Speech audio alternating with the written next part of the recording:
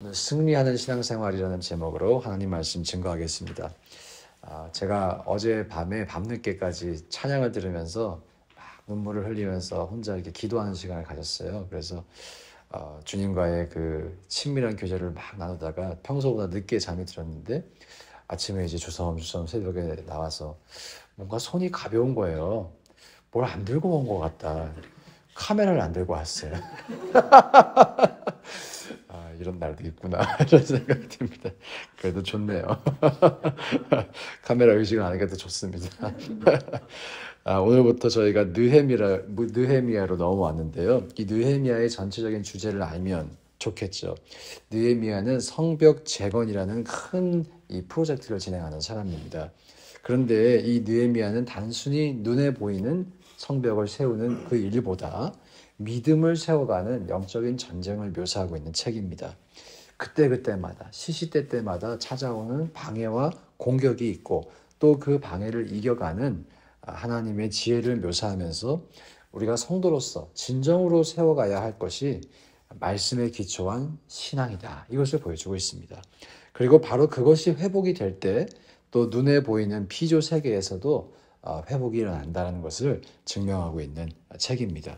요컨대 느헤미야는 신앙을 먼저 세워서 눈에 보이는 성벽도 세운 사람이죠.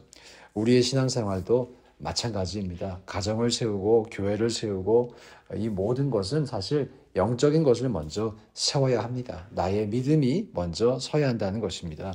공동체의 신앙이 먼저 서야 한다는 것입니다. 그것이 세워지면, 그 영적인 것이 세워지면 나머지는 자연스럽게 세워진다는 것이죠. 그러나 반대로 신앙의 본질을 잃어버리게 되면 아무리 겉이 화려해도 오래 갈 수가 없습니다. 세우는 것은 엄청나게 힘이 들 수 있어요. 그런데 무너지는 것은 한순간인 경우가 참 많아요. 이 공든탑이 무너지는 경우가 있습니다. 기둥이 없으면, 본질이 없으면 그렇게 됩니다. 우리 모두가 이 느헤미야 묵상을 통해서 진정으로 추구해야 할 것을 추구하고 진정으로 또 의지해야 할 것을 의지해서 진정으로 세워야 할 우리의 신앙을 세워갈 수 있기를 주의 이름으로 축원드립니다. 자, 이렇게 신앙을 세워가려는 노력은 방해를 경험할 때가 정말 많이 있습니다. 오늘 이 짧은 14절이라는 본문에서도 우리는 세 가지 방해를 목격합니다. 새벽이라 정신이 좀 없으셨겠지만 요약을 해드리자면 1절부터 4절까지는 산발락과 도비야가 대화하자, 협상하자 그러면서 느헤미야를 죽이려고 합니다. 신체적으로 위협하죠. 또 5절부터 9절까지는 느헤미야가 반역을 꾀한다라는 유언비어를 퍼뜨려서 느헤미야를 정신적으로 압박합니다. 또 10절부터 14절에는 거짓 선지자를 통해서 느헤미야가 함정에 빠지도록 이렇게 유혹합니다. 이렇게 보면 이 대적들의 계략이 정말 다양합니다. 다양하고 또 치밀하고 어찌 보면 집요합니다. 포기하지 않을 것 같아요. 자, 그러나 그럼에도 불구하고 아무리 전략이 다양해도 아무리 치밀해도 아무리 집요해도 그 모든 것을 뛰어넘게 하시는 하나님의 지혜가 있습니다. 하나님의 능력이 있습니다. 그것을 우리가 주목해야 하는 것이죠. 한 가지씩 살펴보기를 원합니다. 1절부터 4절까지 산발락과 도비야가 대화와 협상을 하자 그러면서 느헤미야를 불러내려고 합니다. 한 번도 아니고 네 번씩 재촉하는 거예요. 그런데 느헤미야가 속지 않죠. 2절에 보면 느헤미야가 신기하게 이것을 알아요. 실상은 나를 해하고자 함이었더라. 느헤미야가 압니다. 아는 것이 참 신기한 거죠. 어떻게 알게 됐을까요? 이게 나를 향한 위협이구나. 어떻게 알았을까요? 하나님이 알려주신 것입니다. 하나님이 알려주시는 것이. 고린도 후서 2장 11절에 이런 말씀이 있어요. 이는 우리로 사탄에게 속지 않게 하려 함이라. 우리는 그 계책을 알지 못하는 바가 아니로라. 우리는 그 계책을 알지 못하는 바가 아니로라. 사실 이 고린도 후서 본문은 용서를 해라. 용서를 해야지만 사탄의 계략에 넘어가지 않는다. 이런 의미로 작성된 것이지만 이것을 제너럴하게도 해석할 수 있을 것입니다. 우리는 사단 마귀의 계략을 모르지 않습니다. 얼마나 감사한가요? 알고 있다는 것이죠. 우리를 도우시고 붙잡으시고 깨닫게 하시고 인도하시는 하나님이 계시기 때문에 그 하나님이 우리를 붙잡고 계시기 때문에 우리는 분별할 수 있습니다. 자, 시험이 있겠지만, 마귀의 공격이 있겠지만 늘 공격만 오는 게 아니에요. 반드시 하나님의 도우심이 있다는 것을 우리가 믿을 수 있기를 주의 이름으로 축복합니다. 우리 찬양 가사 중에도 거친 파도 날 향해 와도 주와 함께 날아오르잖아요. 예, 파도가 오지만 우리가 나를 날아오르게 하시는 주님을 바라보기를 원한다는 것이죠. 자, 두 번째, 산발락과 도비아는 거짓 유언비어를 퍼뜨립니다. 느헤미야가 이 페르시아에게 반역을 일으키려고 한다. 그런 것을 퍼뜨려요. 자, 앞선 암살 음모는 좀 육체적인 위협이었다면 지금 유언비어를 퍼뜨리면서 느헤미야를 수세에 모는 것은 정신적인 고통을 주는 것이죠. 이 사단의 전략이 참 다양합니다. 교묘합니다. 그리고 그들이 이런 계략을 쓰는 목적이 9절에 나타나 있어요. 이는 그들이 다 우리를 두렵게 하고자 하여. 이런 계략을 썼던 이유, 느헤미야를 두렵게 하고자 했어요. 두렵게 만들고자 했습니다. 자, 오늘날에도 마찬가지입니다. 이 사단의 목적 중에 하나가 우리를 두렵게 만들려고 하는 거예요. 자신이 힘이 있다. 자신이 무서운 존재이다. 자신을 숭배해야 한다.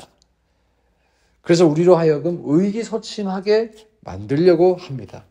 여러분, 모든 전쟁에는 심리전이 포함됩니다. 심리전이 포함돼요. 적들을 두려움에 사로잡으려고 합니다. 영적인 전쟁도 마찬가지예요. 그래서 이 사단의 계략을 우리가 분별해야 합니다. 중요한 것은 지금 느헤미야가 그들의 목적을 알고 있죠. 방금 봤던 것처럼 나를 두렵게 하려고 하는구나. 이것을 지금 알고 있어요. 그래서 깨어 있었습니다. 그랬기 때문에 그들의 계략에 넘어가지 않습니다. 너가 나를 두렵게 하려고 하는구나. 내가 어디 당하는가 보자. 나는 당하지 않을 거야. 두려워하지 않을 거야. 담대할 거야. 오히려 이런 마음을 먹었다는 것이죠.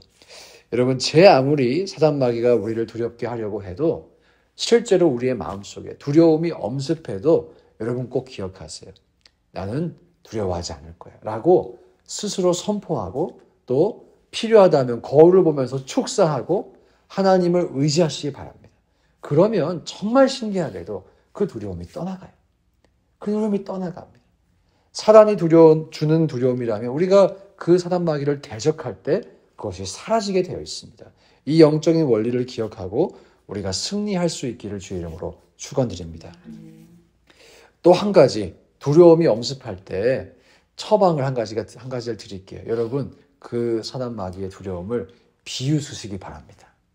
허허허, 네, 허허허 따라해 보실까요? 허허허. 네, 카메라가 없어서 이런 거 할 수 있어요. 비웃어야 돼요. 비웃어야 돼요.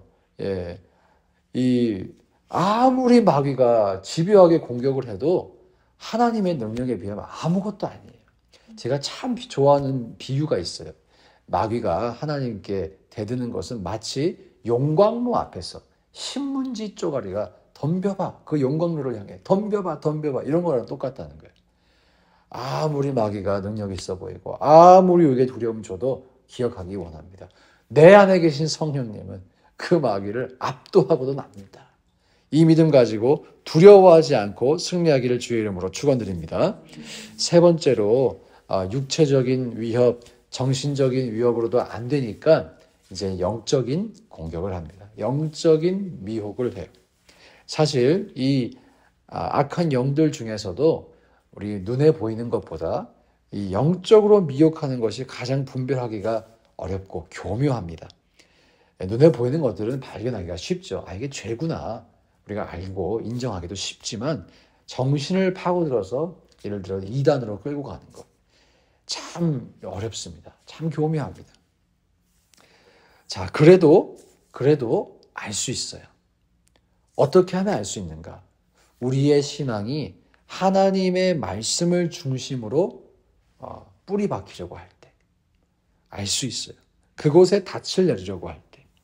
자, 우리에게 꿈과 환상, 현상, 성령의 능력으로 주어지는 여러 가지 일들이 귀한 것일 때가 있습니다.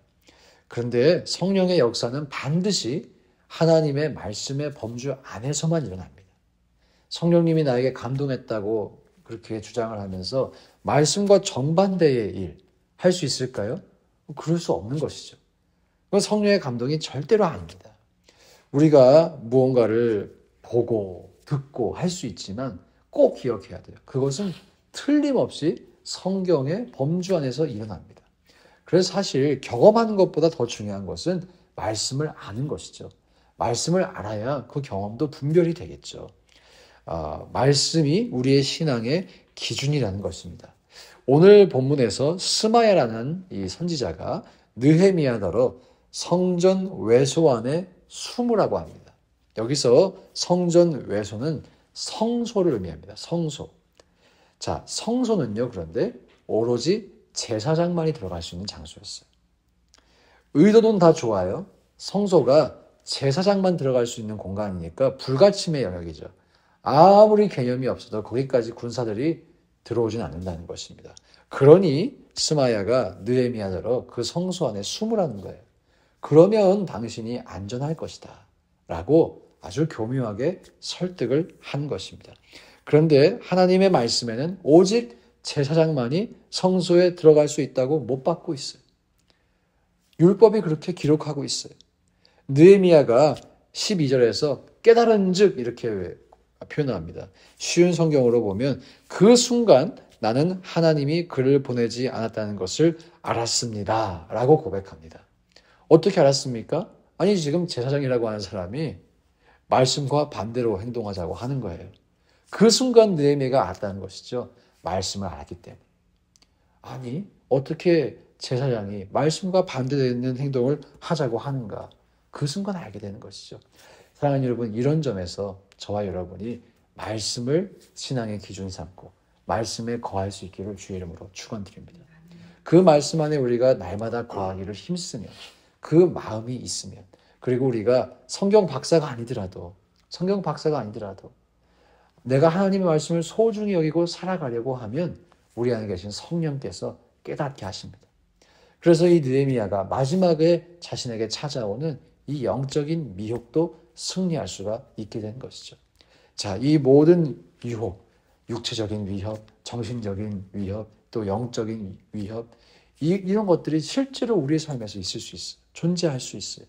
그러나 기억해야 될 원리. 위협이 있어도, 마귀의 공격이 있어도 무엇이 있다? 하나님의 도우심이 있다. 하나님의 능력이 우리와 함께하고 있다. 이것을 기억하시고 또 우리가 말씀 안에 거하기를 사모하고 그 말씀을 더 알기를 원하고 또 그 말씀을 무엇보다도 최우선순위에 두어서 이 신앙생활 승리할 수 있기를 주의 이름으로 축복합니다. 다 함께